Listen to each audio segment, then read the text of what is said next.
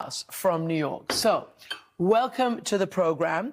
And because you're a Trump supporter, I need to ask you, where do you stand on the chaos, at least in the implementation and in the messaging that has set the world literally on I described a rolling earthquake for the last week?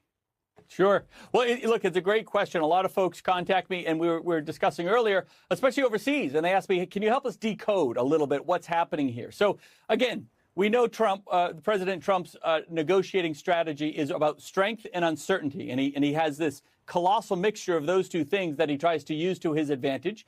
There is a lot of uncertainty. I think what has happened here is he said, look, we want to renegotiate our international deals, not just on what the tariff is, but those other taxes and regulations that come into play. So, you know, he had his grand plan of tariffs that came in. A couple things happened. Number one, the stock market dipped, and they knew it would dip, but it fell much harder than they thought, 10, 12%, depending on what indexes you were looking at. But at the same time, you had countries coming in droves, not just a couple, but according to them, up to 70, 75 countries that have contacted the State Department and say, look, we're willing to renegotiate this thing. Let's find a way out.